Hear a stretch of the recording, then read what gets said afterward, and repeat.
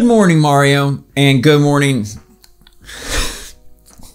And good morning, Switch fans. How y'all doing today? It is Monday. I'm excited for a new week and hopefully some rewarding Nintendo reveals. Today, though, has a bunch of really cool announcements and a big rumor for a Switch series comeback that a lot of you are going to love. So soak up the Monday mood. It doesn't have to be like a stinky mood, although that did smell a little weird. I felt a little weird today. Like my dreams have been all over the place. The moon must be in like retrograde. I don't know, but hopefully y'all are doing well. Thanks so much for being here. Let's get straight into it. All right, leave a like if you enjoy these videos. Let me know your take on today's topics in the comments down below. And it's so fitting that we start with a big Marvel leak. All right, a big Marvel game leak. I got the freaking Infinity Gauntlet mug. And this is perfect because I actually just opened up a brand new channel called Scooper Heroes. It's about superheroes mixed with ice cream. And I play all sorts of Marvel games, DC games, Multiverses, Midnight Suns, Gotham Knights, Marvel Snap. It's a blast. I'd really love if you check it out. Go click the link in the description down below. Show some support, show some love. Every time you do, your Monday mood gets better. I asked the moon. They said it was so, but let's talk about this. Jeff Grubb, big rumor daddy himself, gave a new update about a never before heard game. And this one is Black Panther. Now, this game is far off, but that's such a good thing. All right, Black Panther coming out next year. Boo, hiss. No, it won't be on Switch. Too good. Too cool of graphics. Too much power. But Black Panther a few years off. Okay, Nintendo can make some adjustments. By that point, they could release an iteration or a full-on sequel, and boom, be ready for EA's Black Panther game. Now, it sounds super sick, and the best part, what I love, is that Star Wars Jedi Fallen Order was a single-player try from Respawn, and it worked, and it sold, and they merged IP with single player, and they found that it does really well. Still, everybody else does free to play, or they do massively multiplayer.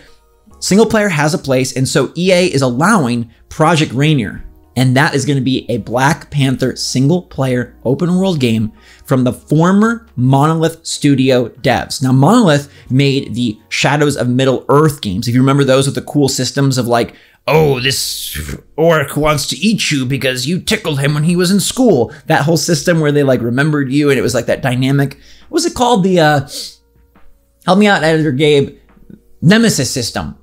Thank you. That's what it was called. And I like that. And I'm surprised it hasn't been used other places. I don't know if it'll be used in Black Panther, because in this game, it starts off with Black Panther being gone, right? Just like the new Wakanda Forever movie. If you haven't seen the trailer, super sick.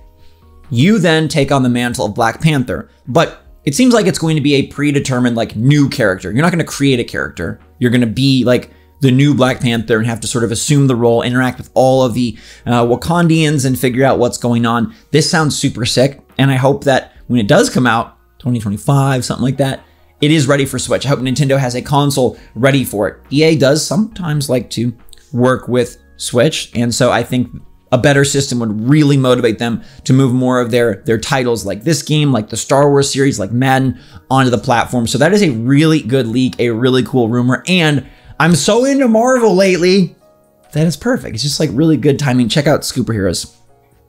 Jeff Grubb gave you the scoop. I give you the scooper. What about? Now, I also love this one. Straight on the heels of Comic-Con, where we got all sorts of comic-y announcements, Funko made a bunch of reveals of their own, including a Funko video game.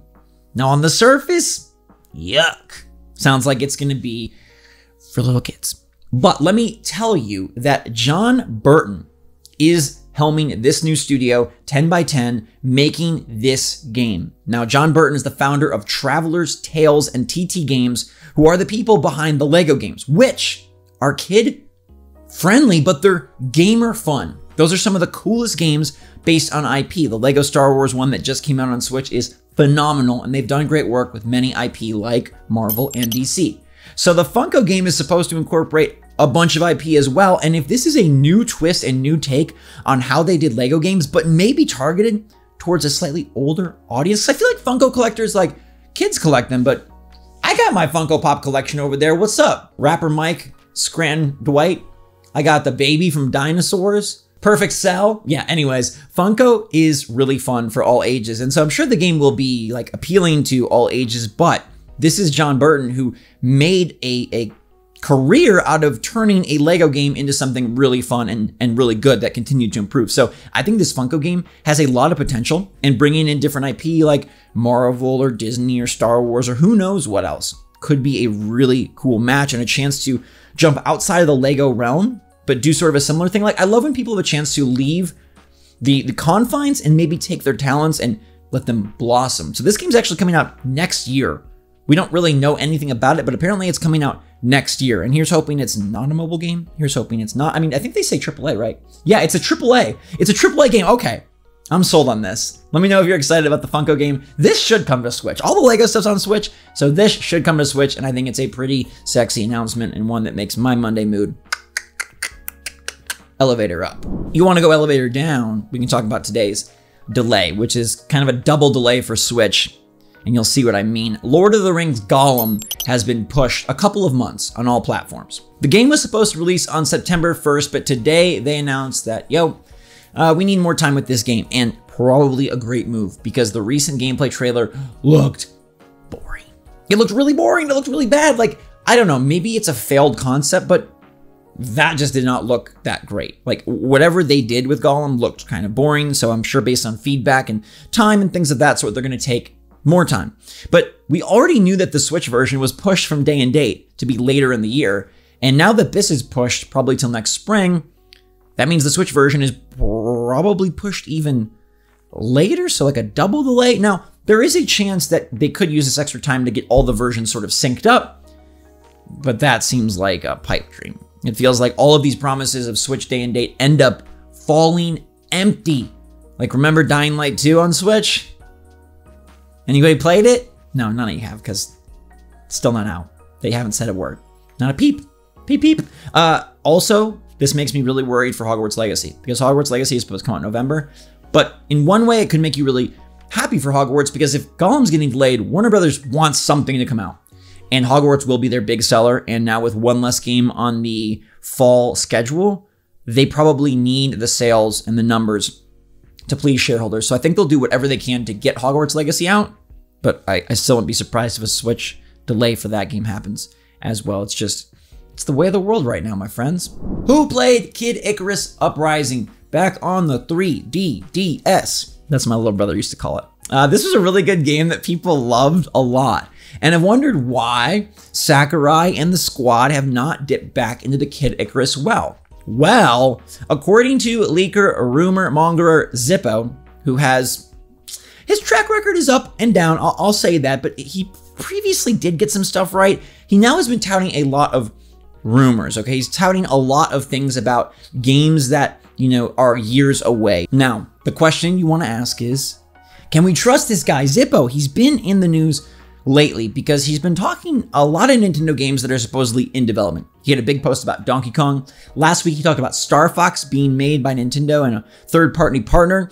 And now, Kid Icarus Uprising remastered. So he has an up and down record. He likes to talk a big game, but let's pretend we believe him right now, okay? I think he could be right here, and he says that Bandai Namco is doing a full remaster with Nintendo of Kid Icarus Uprising, including the single player and the multiplayer components. Now, this game would be much benefited by a Switch release for more publicity, more players to play it, better graphics and better power. It doesn't need like super power, but it could use the hardware oomph of the Switch over the 3DS. Controls, man. This is the game where everyone's trying to use that little Circle Pad Pro. They're trying to get in there, and now we just have two sticks, because always should have two sticks, especially in 2022. He says this game is coming out next year. The only downside is that it'll use Bandai's terrible multiplayer servers and netcode, which have not worked out well for many other games. But I'm curious how this would work, how much they would add into it, and if Kid Icarus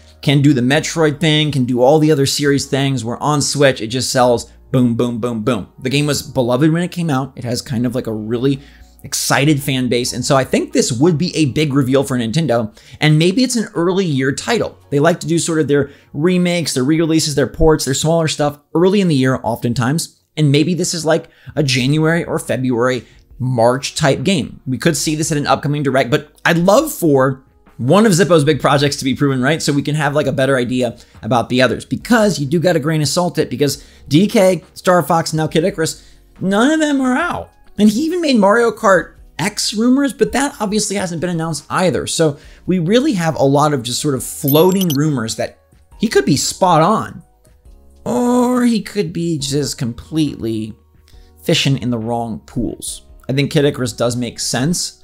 Probably rather see a new game or a sequel, but hey, it's the way of gaming right now. Remasters are a big thing. Let me know if you'd be pumped for a Kid Icarus Rising remaster, Kirr, and would you pay $60 for this on the Switch to get sort of like the big version of the beloved handheld game that now can be played handheld or home console? Let me know what you think about it in the comments down below. We'll keep our tabs on this, and of course, if Silex or anyone wants to comment, always welcome. And of course, your thoughts, answers, comments, and concerns are always welcome. Nintendo Switch is a supreme JRPG machine. Do you like them? That was the poll question of the day, and resoundingly, y'all love your JRPGs, so this is a great week for you. Xenoblade Chronicles 3 is out on Friday, and 72% of you really love this genre. Now, 19% of you don't, and 8% used to, but not anymore. And I fall into that latter category. Okay, I really liked them when I was younger, but I feel like the time sink, it's not something that I've been really wanting to commit to as I've aged. Now, I really want to love Xenoblade Chronicles 3. So much good is said about the franchise, so many rave reviews, and so many sales, honestly. I really want to be wrong this time and love Xenoblade Chronicles 3, so we'll be checking that out later this week. Stay tuned to see what I think. I'll give you guys the details and sort of my experience of hopefully having a heck of a time. But in the meantime, thank you so much for watching. I hope your Mondays are starting off just fancy and fine. And if not, remember, it can turn around in an instant. Boom, one thing can turn around. You take a sip of a delicious coffee and you're like, man, this day is already better. You see a cute puppy? Man, this week is going in the right direction. You find a $5 bill in the couch. Boom! Things can get better quite quickly, and I bet they will for you. So thanks again for watching, everybody. Stay safe, stay healthy, stay happy, stay positive out there. Until next time, love you lots. Switch Force out.